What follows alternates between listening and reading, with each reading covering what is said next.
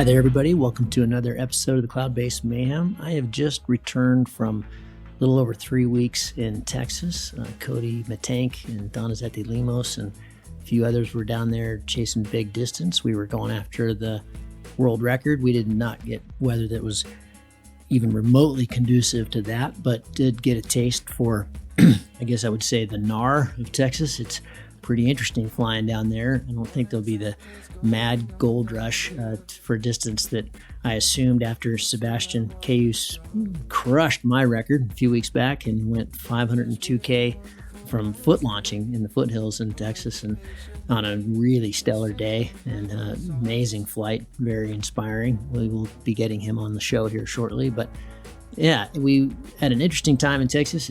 It's pretty burly. Landing there is quite an event, flying a lot of wind, but we were obviously towing to do all of that. We're flying out of a place called Hebronville, out of their little airport, little airstrip, which is the only way to do it there because it's all just flatlands. And I have done quite a bit of towing in the past in Australia and down in the Sertão in Brazil and other places, but this was a good refresher in towing. It was my first experience using the e-winch that Greg Brill, who is my guest today, brought out for us to use and experience. Pretty interesting. It's a fully electric winch. It removes a lot of the challenges of other winches, whether they be hydraulic, mechanical, and other winches that have been used in the past. So this is kind of the latest and greatest and really adds quite a bit of safety. And it's a payout as well as pay-in winch, which is really cool because you can do the standard, car payout winch for everybody, and then the last person can still get in the air doing a pay-in with a remote control. So very cool way. You still need, obviously, a retrieve driver in case of Texas kind of thing. But so I wanted to we haven't done a towing show, and I realized this isn't going to be relevant for a lot of pilots that are just exclusively foot launch, but towing does give us access to flying in a lot more wind, and it does give us access to flying in a lot of conditions in the mountains that just aren't conducive to flying. So, and I'm pretty convinced after these 3 weeks that towing is also a much safer way to get in the air. But there are a few little contingencies to that, and the tow tech operator is pretty important, and the systems are really important. So this show is all about towing, and Greg's a real expert. He's down at miamiparagliding.com, and he's been doing it for a long time. And his winch, the e-winch, is a really remarkable piece of equipment that you could fly with. It's much, much, much lighter than standard winches. It's every payout charges the battery, which is what you use for rewinding it. So it's a pretty neat piece of kit. I invite you guys all to go to, if you're interested in towing or been thinking about getting a winch, check out miamiparagliding.com, and he will give listeners of the Mayhem a 10% discount. So that's worth about $600 on everything but the batteries. The batteries are lithium and they're very expensive, and he doesn't have any margin there. But if you use the coupon code Cloudbase Mayhem at checkout on that site, miamiparagliding.com, you get about $600 off. So if you're in the market for a winch, little plug for him. I really appreciated his time and his coming out and spending 3 weeks in the extreme heat in Texas helping us out. And it's a really cool piece of kit, the best I've seen by far. So check that out. One little bit of housekeeping before we get to the show is Willie Cannell is running the Intermountain Wide Open again. All of our comps, of course, in the States, North America, have been canceled for the summer, but we are still going to run that Intermountain Wide Open. This is just a very fun event. It's your 4 best flights. It'll take place in the entire month of August, so your 4 best flights pretty much anywhere in the Rockies, although they could be towing as well. So New Mexico, Colorado, Nevada, Idaho, Wyoming, Montana. If you're in any of those places and you want to participate, just do a search on Facebook for the Intermountain Wide Open. You'll find it. It's $100 to enter, and it's just a blast. And at the end of we count it all up, and all that money gets distributed. So there's 2 classes. There's the scary hot ships and everything else. And then there's a prize for the longest, just the single longest flight in the whole thing, and the 4 best flights, and then just a random winner, and then in the 2 different classes. So a pretty good chance you're going to actually make more money back than you put in. And it's just a great way for all of us to go have fun and have something to chase in the month of August, especially right now where we can't do much else. So check that out. And then if you're interested in towing, enjoy the show. If you're not, and that's not going to be part of your future, then you can maybe skip this one. But there's a lot of great information here, mostly we cover safety in towing. So if you are doing some towing, stick around. Enjoy.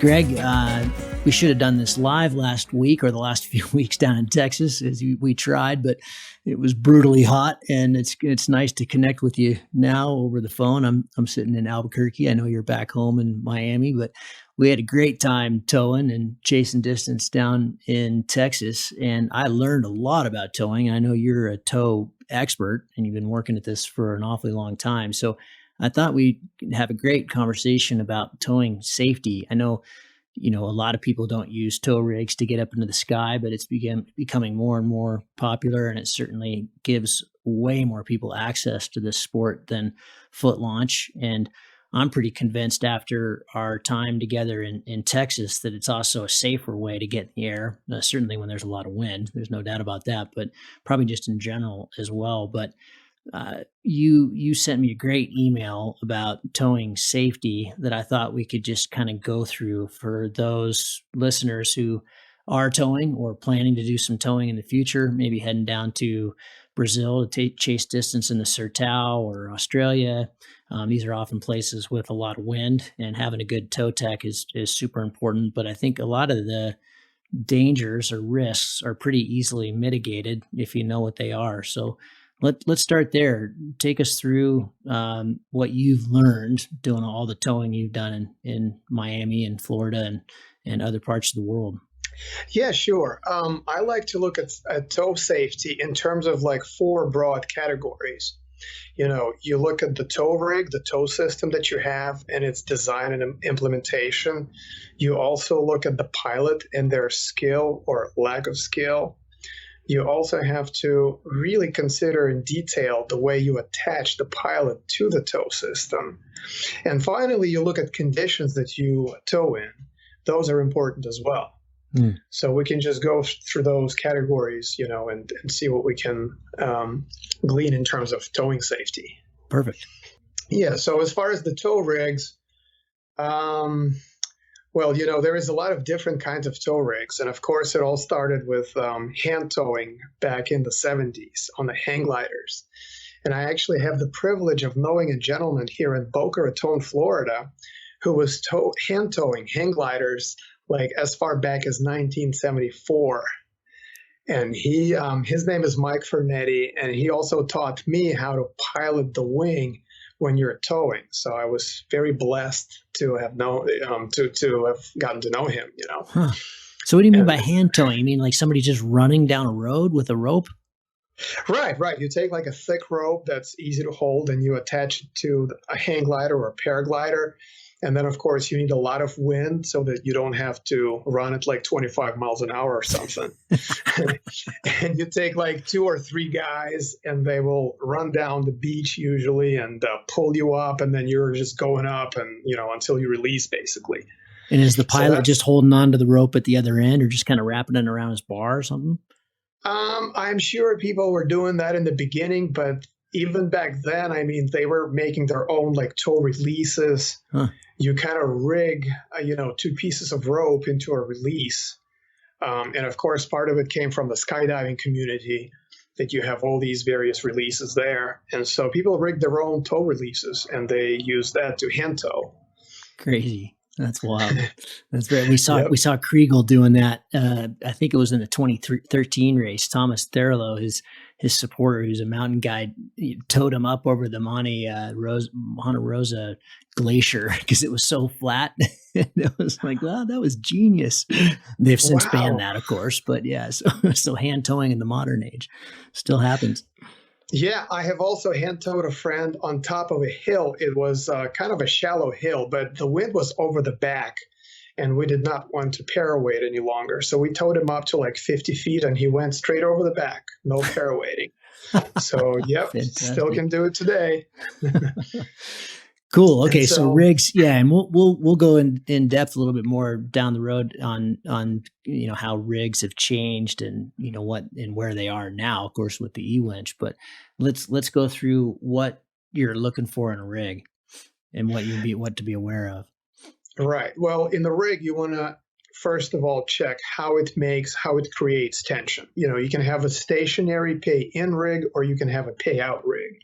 For a stationary rig, you're just going to be reeling in the tow line, so you don't really need to create any tension. And that's kind of like a scooter tow. You use one wheel of a scooter to, as a drum with your tow line on it, and you will just pay the line in and tow up the pilot at a pretty weak tension, as long as your scooter engine is relatively weak. So that's an example of a stationary winch. By contrast, you can have a payout winch, which is mounted on a vehicle, and you drive the vehicle forward and the winch is moving, so it's not stationary. And then you spool the line out as you're towing up the pilot. You're spooling out the line under tension. That's very efficient logistically because you don't have to worry about stretching the line or having like this nice field or whatnot, lots of space to stretch your line with no obstacles and whatnot. Instead, you just keep the line on the spool and then you just spool it out in the air as you tow up the pilot. So to do that, you definitely need some kind of a system of producing tension. And so what you want to look for in a rig is how does it produce tension? You can have a mechanical brake, creating tension. You can have a hydraulic pump used, mounted to the spool to create tension. You can also have an electromechanical brake, which uses magnetic particles and is electrically controlled. And people have built rigs with that as well. And of course, today, the newest way to do this would be to use an electric motor as a generator, kind of like a windmill. And then it will create electric torque completely without any friction. And you can create tension that way as well. Gotcha. And so in terms of safety, once you know the way that your rig creates tension, then you can right away look into the safety aspect of it. For instance, if you have a mechanical brake, the metal parts will heat up and expand, and it may cause your tension to build up a lot more than you would like. So that's a problem. You have to look out for that. If you have a hydraulic rig, you have to make sure that you pace your changes in tension at a certain pace. Otherwise, you may also have some kind of an unpredictable buildup in tension. So you have to be aware of that. With electromechanical brakes with magnetic particles, that's mostly, the wear and tear on the brake, and there's some other things that you have to be aware of there. And with an electric motor, it's the same thing. You just basically have to correctly size the motor so that you don't run it too hot and you don't burn it. I was down in Australia towing a few years back, and a good friend of mine, Alex Yushenko, who unfortunately had a really bad accident this last year in Pakistan, was building these beautiful winches, these electromagnetic winches, and he got this completely sorted. It was a gorgeous winch, but the first few tows, I was kind of the tow lemming, I guess you will, and one of the problems we had there was because the control was, I believe, digital, and it kept going out of control. You would set it at a certain tension, to get the pilot off the ground and kind of the first half of the tow, and it would I'm using numbers that weren't accurate. I don't remember what they were supposed to be, but let's say it was supposed to be 60, and I'd get off the ground 20 feet and it would jump to 100, and it would break the weak link immediately, and it was basically a whip stall, which I know we're going to get into later in the show, some of the risks of towing. But it required incredibly active piloting to then land, because I was only 20 feet off the ground when this would happen. And so, the wing was basically almost in a stall and then shot forward dynamically as soon as the weak link broke, of course. And then so you just, it was basically grab the wing and land. And, but Yeah, so like you said, it's important to know where each of these rigs have a potential weak spot. Yeah, yeah. And actually, you can even take a broader approach and just say, regardless of the design, I'm just going to assume that this rig is capable of going from like paying out to a completely static line. And the full power of the car is going to be applied to me as a pilot. And so that's why we do use weak links. Right. I have come across several people who recommend against them. But my response to that is that if you recommend no weak link, you probably have not towed enough. Yeah, and one of the problems we had a lot with our tow rig, which was a quite simple system on the boat all those years, was it was a brake system, so it was a mechanical brake system, but the wheel was quite wide, and so if you didn't get a really good, and it had this kind of secondary wheel for when you were rewinding. If you didn't get a really good layout, you'd get a line over, and those, you can't anticipate, so the next tow, you didn't know it was there, and, it would just totally stall the winch. It would be Right. So I would like to make a few points about that. So to safely tow and pay out, you need to have a tight stack of line on the spool. Mm-hmm. And the line needs to be either manually or automatically level wound. So it needs to be reasonably level. And the third thing you can do is you can use tow line that is slick enough to pop out any line digs that you might get. And you should also use lower tension. So if you combine lower tension with a slick line, then even if you have unpredictable line digs, they will pop out easily. And the pilot will feel them, but there will be no change in the tow force, and you're going to be fine with that. Interesting. Yeah, I think the only time that would potentially not work was like in our case where we didn't have the motor was electric rewind, and it wasn't fast enough. And if I put a bigger drogue on it, it would just fry the battery. And so it wasn't fast enough. So at the end of the tow, we really had to put a lot of tension on people and kind of slingshot them up and get them really tall. Otherwise, I'd never get the drogue back to the boat. But yeah, so many nuances in there. Well, yeah. And of course, I assumed in my last discussion that we have a tight stack. You have to have some tension there on rewind. You have to have a tight stack. But right. If you have just a few loops here and there, it does help if you have a slick tow line and if you use milder pressure, because then you won't dig the line to the extent that you're going to have a big problem. You might have some minor problem, but not a big one. Tell me about this slick tow line. Is that just a different? Do you still get at that from like Tow Me Up systems or something, or is that a different kind of? Is that? Yeah, I actually get it from Europe. It's a Dyneema instead, as opposed to a Spectra. It's still chemically, it's very similar, but it's just the coating and how it's processed at the end that there is a slight difference. And so the tow line that I use is slightly slicker than what you would get from Tow Me Up, for example. Okay. Well, I've taken you on a sideways tangent here. Let's get back to the rig. In your notes were, have a hook knife at the rig. That's a good idea. Yes, you certainly. So to continue with the rig side of the safety, you definitely want to have a hook knife at the rig, and you want to use a weak link. And of course, a weak link we can discuss more in detail here. Sure. But just to recap with the rig, you want a tight stack. You want to have a line wound correctly or level. You want to have a good level wind. You want to use milder tension, and you want to use a slick line that will pop itself out easily. So those are the points about the tow rig. Okay, weak link. So what? Yeah, give us some details on that. How often do you change it? What kind of knots are you doing? And do you need to change it for different size people? Well, sure. Yeah. First of all, if you're introducing a weak link, you have to be mindful that you're taking away some risk factors, but you're introducing others. Okay. A weak link is just a piece of rope that is tested to break at a certain strength. We usually use, the one that breaks at 230 pounds or so. And you want to tie it with a double fisherman's knot or a single fisherman's knot. I frankly use single fisherman's a lot more because it's quicker and I don't really have many heavy pilots. to tow, so I can get away with the single fisherman's. But the thing is, the weak link can wear out a lot faster than the rest of the tow line.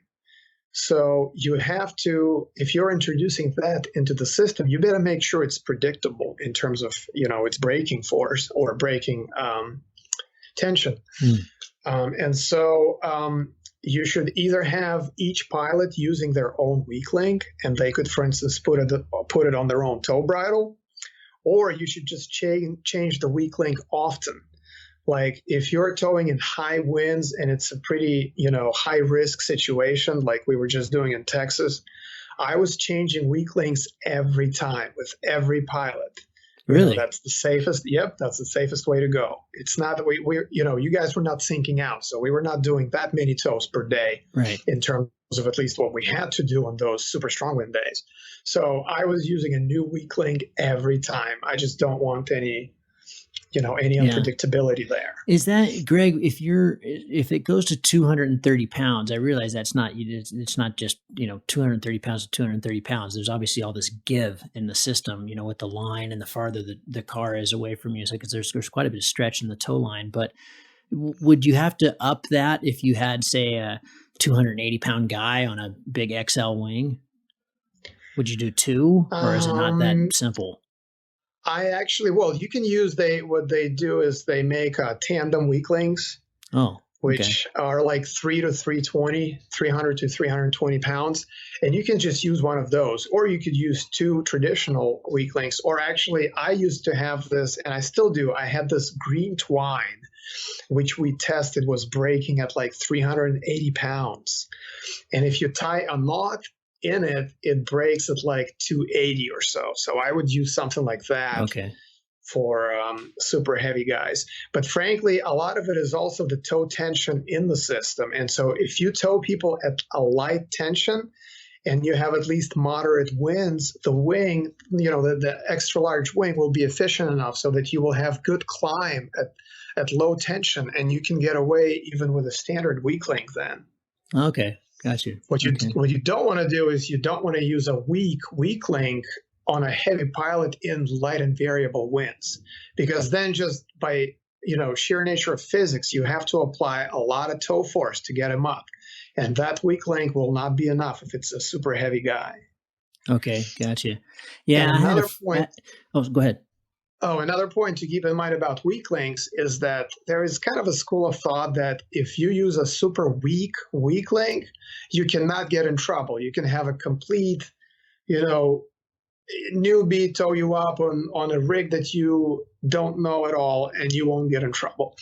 That's not the case. Even a weak link, it will not break fast enough for you to not have a significant surge on your wing. So don't fall into the trap of thinking that you can use a super weak link and then your towing is safe. No, the tension still travels at a finite speed through the system.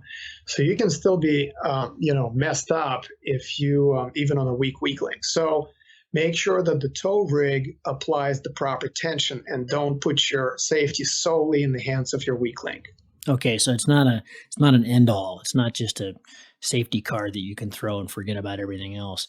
Let's move on, Greg, to pilot. So that's your second piece here. Right. So the other end of the system, you have the pilot and their skill or no skill. And so the first thing that they need to do is they have to be able to kite the wing long enough for a tow to start safely. And so if you have light winds, of course, they have to be able to bring up the wing and maneuver their body and their feet in such a way that the wing stays long enough overhead so that you can safely start a tow. So those kiting skills are paramount. And on the other hand, if you have strong winds, then, the pilot needs to kite well in strong winds so that they don't get like yanked up or whatever, so that they can still bring up the wing overhead, turn around, and start the tow safely. So that's the most basic requirement, of the pilot on tow. They also have to understand that, they still have to fly the wing, just like with a foot launch. They should do a torpedo for as long as it's, for as long as it's possible for them to do so, because they have to keep that wing inflated and overhead. And then the tow force will, of course, straighten them out of the torpedo, and they will be airborne, but they still have to do all that stuff they do with foot launch to keep the wing, in proper shape. And then, of course, the next thing that's required of them is to manage crosswind. You will almost never have the wind, straight down the pipe when you're towing. And so the wind is going to cross from one side or the other. So let's say the wind is crossing from your right, as a pilot, quite strongly. What you have to do is when you bring up the wing, you have to be prepared to apply your left brake if you're already facing the tow car. If you're doing like a forward launch, that will be your left brake, because that side will inflate and come up first. And that happens a lot, and you'd be surprised. You give these pilots a simple tip that, look, it's crossing from your right, be prepared to use your left brake, and then their second tow is a lot easier. Sure. And then, of course, again, continuing this thing, if the wind is crossing from your right, your wing will want to turn right and to fly that way. And so if you just let it happen, you're going to be to the right of the tow vehicle. Your wing will keep taking you to your right, and the tow force will be pulling you to the side, like to your left. And so the direction of your wing and the tow force will be completely misaligned. So what you want to do is, as soon as you're airborne, as soon as you lift off, you want to crab to your left if the wind is crossing from your right. You're pretty much allowing yourself to drift down the crosswind, so to speak. And so that will align the tow force with the direction that the wing wants to fly. And so, of course, you would do, the same but opposite if it's crossing from your left. That's how you manage crosswind. Yeah, and I would comment too that I've now done quite a lot of towing, nothing like you have, but I've done it for many years in various parts of the world, and it's still to me very unnatural, and there are things about it that kind of grab you by surprise. It doesn't feel very normal to have your wing behind you like it is in towing, especially when there's a lot of wind. I guess it actually kind of feels the same whether there's a lot of wind or very little. It's just more rambunctious when there's a lot of wind, or if it's very thermic. But yep. I know we're going to talk about risks of towing and things like lockout, but we even saw it in Texas with a really good pilot, how quickly you can get caught out by just not paying attention to that tow force that you're talking about and letting yourself drift. And we almost killed a guy in the Maldives who had, he'd done like one flight and there was no wind, so nobody on board was kite surfing. And my friends, a couple of friends that I had on board that were good pilots, and we were having a blast because we were doing all this towing and flying over these amazing atolls and doing acro and having a blast. And he just was dying to go, literally wanted to go. And I was so nervous because he had never, he'd only done like one mountain flight ever in his life. And, wow. But he was a good kite surfer and he had some wing skills. So we spent some time with him ground handling. And then, we thought, okay, well, we'll tow him off the beach. You're immediately over the water. How bad could this be? Right. And of course, as soon as he left the ground, he didn't steer straight, didn't follow the boat, locked out. I mean, I had no idea how fast it could happen. I mean, I was the tow tech. I was the one that was in charge of the rig. And I just didn't react fast enough. He just went sideways and flipped upside down and smacked his head on the water. And, if it had been concrete, I think we would have lost him. He hit hard enough. Yeah. It was only 15 feet off the ground, but he hit hard enough that it knocked him out. And I just, until you see it live, you don't really appreciate it. Well, I've seen people smacking into a car like that, going completely sideways and then pounding into a car.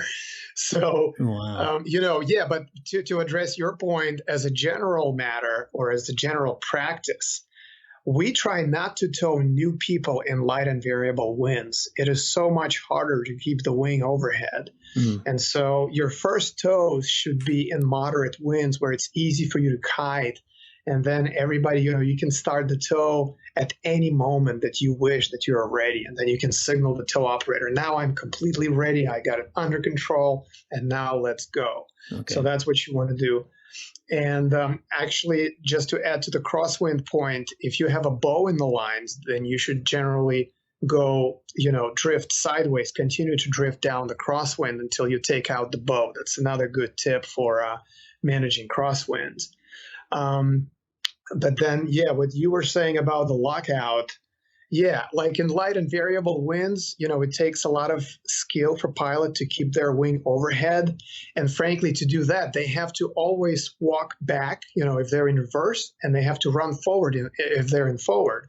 So the tow operator needs to roll the car as soon as the pilot is trying to run, towards the vehicle to keep the wing overhead, because otherwise the pilot will step over the line and you can have it tangled between his feet and stuff like that.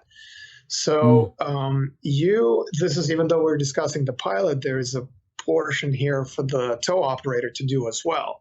And they need to be taking up slack as the pilot is managing that wing in light and variable winds, so that, as soon as they start running, they get the tow force and they get a smooth liftoff. One of the things that I learned in Texas that I had never really appreciated before, that the day that, Cody and I, it was nuking, and, Cody got dragged across the airfield and I got plucked a couple times. Part of our problem that day was that it was really cross from the right, and we're both right turners. And so what I learned to appreciate a lot more is if it's cross from the right, you should turn left. Either that or really get the wing stacked over if you're looking back at your wing to the right. I realize this is hard to describe in an audio podcast, but if you're turning left when the wind is from the right, you're going to have a lot less distance to turn around to and grab that left side of your wing. If you're turning right, instead of going 130 degrees or even like 90 degrees, if you're turning left, you're going all the way around before you can grab it. And it's not nearly as efficient or safe. And so, it's a reminder that we shouldn't all get locked into turning one way. You should be able to turn both ways just as, as easily. It should be, it should be easy to do, and you should be comfortable with both ways. Yep. And when you bring your wing up like that and turn, of course, if you have more of a turn, to cover and stuff, the tow operator should keep the tension down during that time and should be rolling forward if necessary to take up any slack that may form. And so all of this is basically two people managing the system of the wing and the tow line until they're ready for the liftoff. That's another good point that, I found that I think getting plucked at a mountainside is one of the more risky aspects of flying that there is. And it's certainly one of the causes of a lot of, accidents. But I think with towing, it's kind of the same thing that we especially learned this down in Texas when it was so windy, is that it was way better for the pilot to just have tension, but not too much on the rig. So it's not going to get tangled up, but that you could run at the wing, either do a Cobra launch, which is really the safest way to do it for sure, or to just be able to run at the wing 20, 30, 40 feet if necessary. But you can't do that if the tow tech has you tight. You're just going to get plucked. Right. And some people actually like to be tethered as they bring up the wing because, they think they will not be dragged too far. But there is a limit to that. The kind of winds that you guys were launching in Texas, it wouldn't work in those winds. You have to keep the tension down far enough so that the pilot, as you say, can run away from the tow vehicle and spool out as much line as necessary to bring their wing up without getting plucked, to bring it up safely and turn around. Right. Yeah. Okay, so we've covered pilot, or have we? Do we move on here to attachment? I think so. Yeah, we pretty much covered the pilot. I mean, you have to have the kiting skills and you have to have crosswind management. And maybe, when you release You can grab both of your toggles in one hand and then release with the other. Or frankly, I have been releasing just by letting off one toggle and quickly releasing. But that depends a lot on your toe bridle. And maybe this is a good segue to go into the attachment category, so to speak. Great. So the way you attach a pilot to the toe system is you use a toe bridle and a weak link. Well, we already discussed the weak link, so let's get into the toe bridle stuff. Unfortunately, as of today, there are no all-around good toe bridles on the market. All of them have their own shortcomings. Some of them don't allow you to release easily at no tension or at full tension. Either one, you're going to have a hard time releasing. Some of them allow you to attach yourself in such a way that you won't be able to release, without the tension being completely dropped and you pulling in that toe bridle back into your hands and, disattaching yourself manually. And of course, you can't pilot your wing during that time. So it's a very bad situation.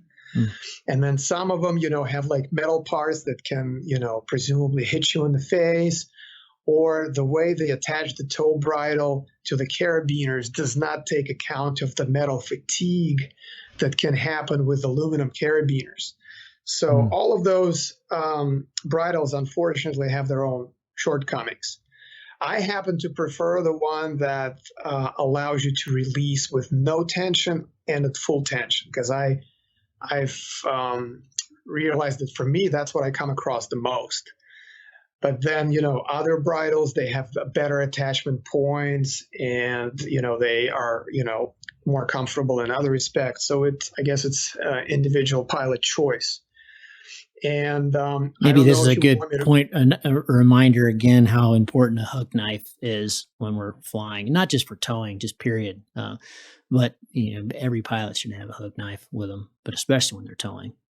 Absolutely. Absolutely. Yes. And even if you're not towing, it's a great idea to have. It's a great idea. Yeah, for sure. For reserves, if you land in a ton of wind, or, cutting your risers, if you land in a ton of wind, and they come in very handy. Yes. No, you are strapped into a big piece of equipment. You never know when you have to cut yourself out of it. So it's a great idea to have a hook knife.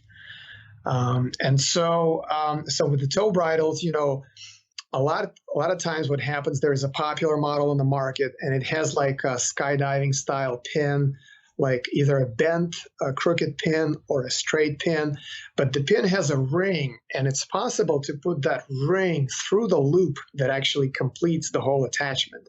And if you do that, then you will not be able to release from tow if the ring is through that loop. And so the only way you can release yourself is by cutting yourself out, or, if the tow operator drops the tension completely, you can go ahead and then, release yourself. So one way to handle that is that loop that completes the attachment, it can be sewn up to be so small that you can put the pin through it, but not the ring.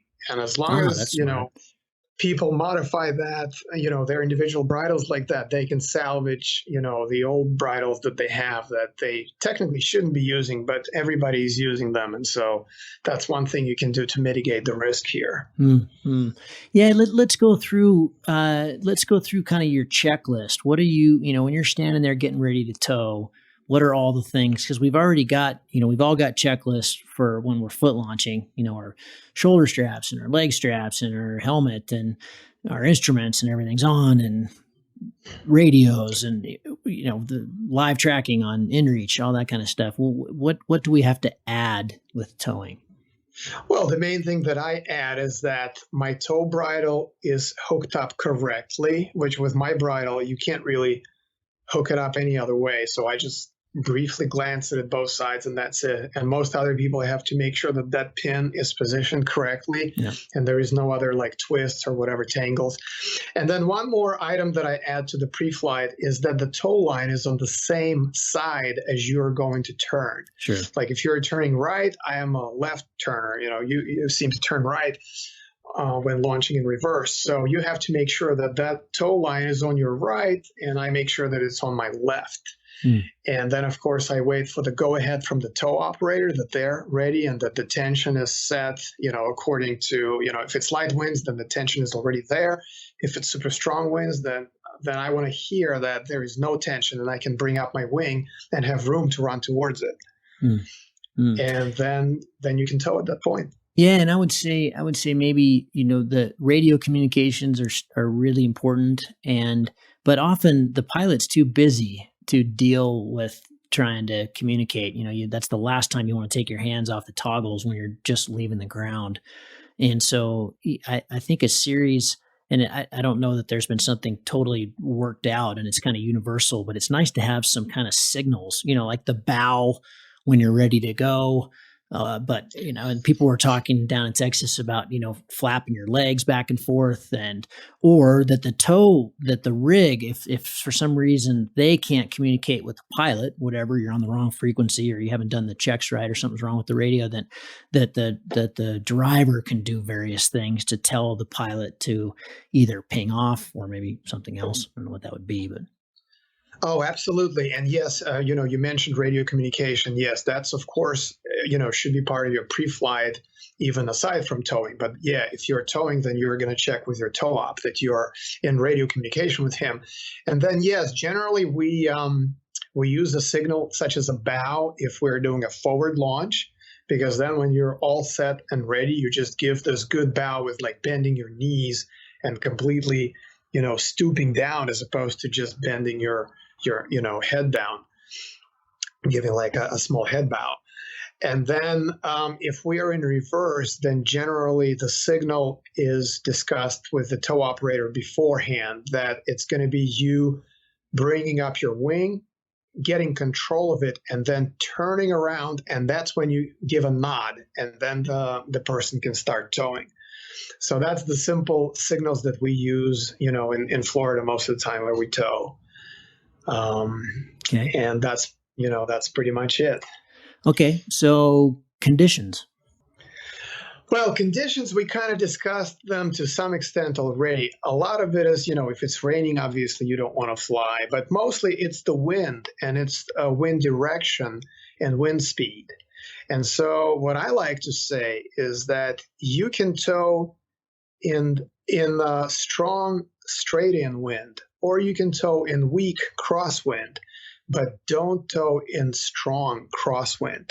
So it can be either strong or cross, but not strong and cross, in simple terms. Of course, if you're an expert and you know how to manage crosswind and you have a tow op who's done, high wind launches and all of that, you can get away with it. But as a matter of general practice, we don't recommend towing when it's strong and cross. 90% of the pilots and tow operators will have big enough problems so that you should just avoid that. You should reposition and do something else or wait for weaker winds, but I would not tow as a general matter in strong and cross winds. What are the good advice? What are the main danger issues that you can run into with towing? We talked a little bit about whip stall. We talked a little bit about lockout. Let's go into those a little bit more in depth, and others. Yeah, sure. Whip stall is real quick. I mean, you actually told a very good story about that. That's basically when a tow rig, for whatever reason, applies the whole power of the vehicle to the pilot. And so the wing pitches back and eventually, your weak link would break. I mean, what we do to prevent that is we, do rig design, a certain way. We use a certain tow line like we discussed. And we also use a weak link. But even with all of that, if you have that, you may get, like a whip stall or a wing like pitching so far back that as soon as the weak link breaks, you're going to have this massive surge. And from what I know, I've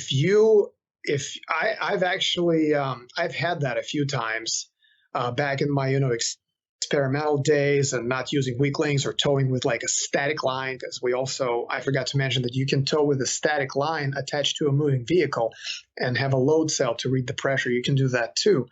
Not recommended by any means anymore. But basically, so if you're getting into this situation, you have a sudden surge in tension, the weak link breaks, and you're about to have a massive surge. What you should do is, take a few reps if you can, but mostly you want to err on the side of over braking than not braking too much. Because if you over brake, you're going to fall from maybe 10 to 20 feet, and that'll be the end of it. But if you under brake, if you don't control the surge, you may actually pendulum into the ground with a lot more force. And as a general matter, from the anecdotes that I have heard, you're going to have much worse, massive injuries from something like that than just by, from falling on a stalled glider. That's a lot more benign compared to the other scenario. Yeah, I have found that, I have found that the right kind of brake pressure is just kind of heavy hands. Is that basically what, I just do that even if it's really windy, even if I'm 2,000 feet off the deck. I find that I get a little better tow because of that. And maybe I'm wrong, but I find just being a little bit heavy in the hands is about perfect. Yeah, different people prefer different things. Like I remember in my early tows with this other guy, he kept telling me, let that wing fly fast, let it fly fast and stuff like that. Generally speaking, yeah, if you keep the weight of your hands on your brakes, you're going to have a little bit better control. So you will be correcting sooner, and you will have a slightly better climb. Your tow will be more efficient. And so if you have a short runway, you're going to make the most of it by applying some brake. Okay. Yeah. Okay. So whip stall is just way too much pressure, and they're especially dangerous, obviously, right off the ground. In that case, better to be just break it, basically stall the wing or deep stall the wing to the ground than potentially, being pendulumed into the ground if you don't catch that surge. Lockout. Yeah, and just to, whip stall technically I think would be when the wing will fall completely behind you and Sure. You would fall to the ground. I don't think that ever happens anymore. Even if your rig goes straight to static line, it's not going to, if you have a weak link in the system, it'll break. And so your wing will not fall behind you. It'll surge in front of you. Right. So the surge control advice applies. Okay. Now, as far as the lockout, you have two main scenarios. Number one is you have a new pilot, kind of like you described in the Maldives that you guys were towing, or some other place, I forget. But anyway, so you can have somebody super new and they just can't control the glider. And the thing is, they will tell you later, well, I tried to control it, but I was pulling brake, but the glider wasn't, obeying my commands. And it brings up a point that you need more brake input to control the wing on tow than you normally do. So If you expect your wing to react as usual on tow, it's not going to happen. You need more brake input to make the same correction. So that's what you got to do.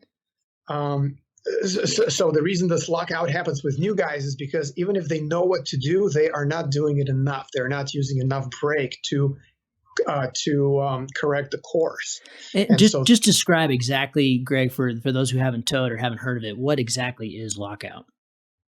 A lockout is when your wing changes course too far to the side so that the tow force starts pulling you sideways and basically pulls you out of your center of gravity so that the wing falls either behind you or to the side of you. But it's almost like you're on the ground kiting. And if you stop kiting, your wing will just fall because you're not a stable system. So this is the same thing. Because the wing is so far off course, the system is no longer stable. The pilot is brought up so high above the proper center of gravity that the wing can no longer fly, and it just falls like a piece of cloth, basically, and then the pilot falls with it. Right. And so one scenario I described was, it happens close to the ground when you have a new guy and they cannot correct course, and then the tow operator should immediately drop tension and stop the vehicle and basically abort the tow at that point. Yeah. But frankly, I have seen quasi lockout situations with advanced pilots as well. And what usually happens is they start to fiddle with their harness or their instrument, and this is all like, real life experiences that I'm describing. They will be doing it for so long that they're not piloting the wing in the meantime. And even with a slight crosswind, it's very easy for the wing to start to get off course and, closer and closer to a lockout. And the guy is just not paying attention. And then the tow operator maybe is in a phase that he cannot see, or he is not monitoring the pilot correctly. I mean, that's why you always want to use like those wide angle mirrors attached to the top of your regular mirrors. Or you could have a camera, a rear view camera, or some device like that too, so that you can ideally see the pilot at all times. Because even if you have a Yahoo who is just fiddling with his equipment too much, you can at least, the tow operator can be spotting him and abort the tow or dump the tension, or just radio the guy and say, hey, stop it, pilot your wing until, the problem is corrected. Yeah, and I would just say as a warning to listeners, if you haven't done a lot of towing, or even if you have, that it can happen really, really, really fast. And I remember when I first did my first couple SIVs with Santa Croce way back in the day behind him on his boat, I was surprised. There were times where he'd be like, follow the boat. And I thought I was. I mean, I was at that point, 1,000 feet off the deck, and I was just kind of looking around, having a good time, and I had wandered off a little bit. And it just doesn't take much, but you're really in trouble if you're low to the ground. Yes. And of course, the higher the tension, the more in trouble and the quicker in trouble you will get. Sure. And that's why in this regard, I like to tell people, keep yourself square to the line. Consider, the leading edge of your wing, look at it, and it should be roughly perpendicular to the first, 100 feet of line that you see. If that's not the case, then you are doing something wrong. So that's another way to look at it, so that even if you're kind of pointing in the general direction of the tow vehicle or the boat, you can still kind of figure out that, maybe I'm not doing things right here. I have a bow here in the line I got to take out, or my wing is not really perpendicular to the line, so I better correct this quick. Other risks? Other risks. Well, I hope we've pretty much covered all of them that I know of. Ooh, well, I have one. Oh, you do? Okay, yeah. I do. Really This was a combination of factors, all very unfortunate. But the editor of the show, the Mayhem, a very good friend of mine, Miles Connolly, was doing an SIV course, I believe, out in California. And I'm not going to name any names beyond that, obviously. But he's a big guy, a really big guy, and tall, and he's a heavy guy and strong as an ox. And they were towing in a place that was like pretty short. It was with a boat, and they were doing SIV, and there was a pretty short little area to get them up off the ground. And then beyond that, I wasn't there, but it's like a whole series of kind of rocky, like small boulders before the water, and no wind, and big guy, so obviously what you had to do there is the tow operators, the boat had to be going full speed, and then yank him off the ground pretty fast. As soon as he brings up the wind, he was doing a forward, they had to adjust for the added weight and wing and tension and all that. And they didn't, and dragged him through the boulders and pulverized one of his knees, So to me, it sounds like, not an ideal place to tow, obviously, but also the other side of that is, you've got to take some time and talk about with the boat operator, tow operator, car operator, whatever it is. Often, with your guys' setup, it's just one person driving and running the winch. That, you got to be thinking about these things. Not everybody's not the same. Well, yes. And to me, that falls into the obstacles category. And that's actually, I should mention that you want to look out for trees or fences or anything sharp sticking out of the ground, or even cars. You'd be surprised how many times people will park their cars at the wrong space at the wrong time. And then you end up, with the pilot lifting off and immediately slamming into, like, we even had this guy slam into his own car one day. Right. And so all these obstacles, and not to mention, boulders, a car will absorb an impact, but if it had been some kind of a concrete structure, I mean, you'd break a bunch of bones. I mean, you're done at that point. That's for sure. Sure. And so, and another thing I thought of when you started telling this story is, getting back to stationary winches. If the winch is stationary, sometimes a pilot will, instead of a lockout, he will attempt to fly completely away from the winch. And I have seen, situations that a person was completely, he got into a lockout and smacked the ground and basically broke his back because the rig was not paying out line. A stationary rig was pulling the line in, but then when the person stopped, when the pilot completely turned around, turned his back to the rig and tried to fly away from it, he got into a complete lockout and basically, got hit real bad and injured. And so with stationary rigs, you want to make sure that as soon as you drop tension, the rig is able to free spool, because somebody one day might decide to fly away from that rig, and you won't even cut the line in time. You have to let that line spool out, and then ideally you will go and cut it as soon as you can. That's what should happen. So what I think we're both saying there is, tow tech is a really serious job, and it's not something that's totally intuitive, even for pilots, but it does take some training, and it definitely takes quite a bit of time, and you're going to make some mistakes doing it. And so you want to have both pilots and rigs that can, accommodate that to an extent. Because now that we've kind of scared everybody with, these potential problems, I still, and correct me if I'm wrong, they seem like incredibly, incredibly low frequency events. I've never been, other than the time in the Maldives, I've seen some things that were like, ooh, that's a little bit scary, but that was the only incident I've ever seen towing. And it seems to me like, all up, if we put it all together, towing is a much safer way to enter the air and do what we love to do than foot launch. I mean, just period. Most accidents happen launching and landing. And I think that towing resolves a lot of that if it's done correctly. Well, yes, I would totally agree with that. Okay. I would totally agree with that because, we're kind of dissecting here worst case scenarios and some other things. But the biggest danger that we cannot really account for is nature itself, is these invisible, dust devils or thermals or other things in the air that if you do a foot launch and you take a collapse, over a 50% collapse close to the ground, there is a high probability that you will not survive that flight. And that's with foot launch. By contrast, on tow, if everything is done properly, like we discussed today, and ultimately it's relatively easy to get to a good point. And again, you don't want to combine a new tow op with a new pilot. You want to have an experienced tow op and a new pilot, or a new tow op and then you want an experienced pilot.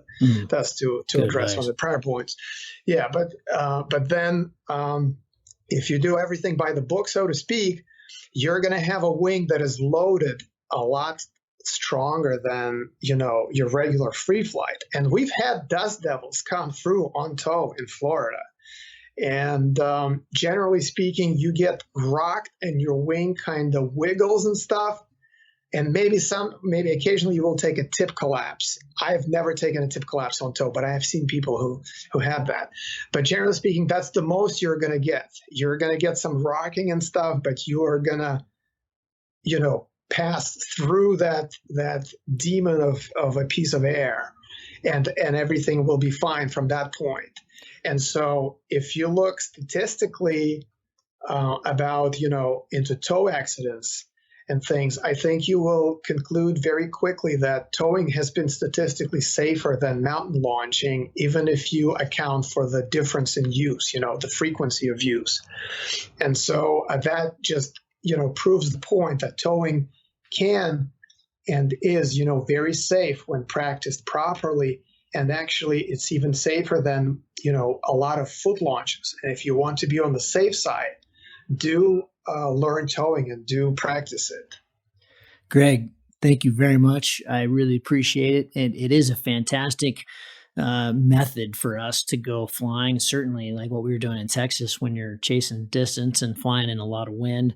Those were absurd amounts of wind that I would never toy with in the mountains at all. So it's I'm really enthused. And your idea of potentially, using something like your e-winch, which is compact and light, and you could put it on an airplane with you as luggage, which is just incredible.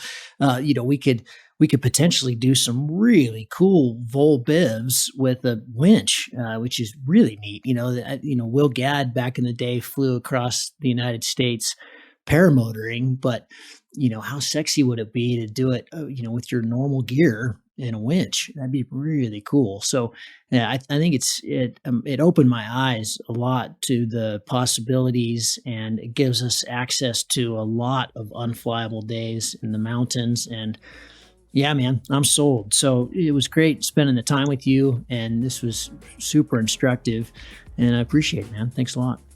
Yes, thanks a lot, Gavin.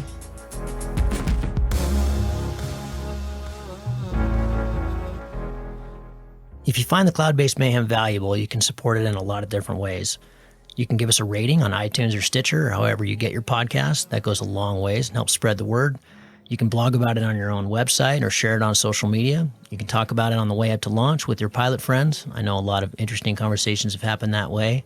And of course, you can support us financially. This show does take a lot of time, a lot of editing, a lot of storage and music and all kinds of behind the scenes cost. So if you can support us financially, all we've ever asked for is $1 a show.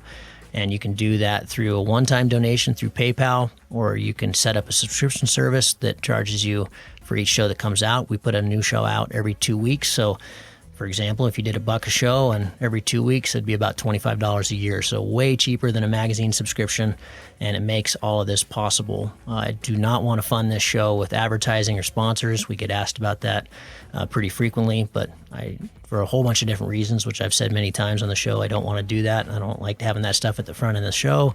And I also want you to know that these are authentic conversations with real people, and these are just our opinions, but our opinions are not being skewed by sponsors or advertising dollars. I think that's a pretty toxic business model. So I hope you dig that.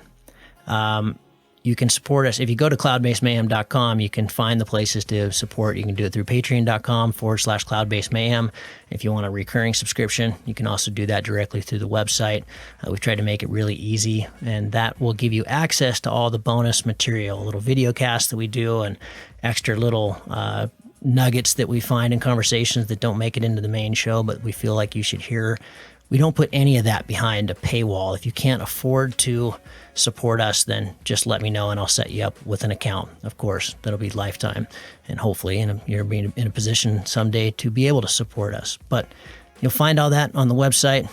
All of you who have supported us or even joined our newsletter or bought Cloudbase Mayhem merchandise, t-shirts or hats or anything, you should be all set up. You should have an account, and you should be able to access all that bonus material now.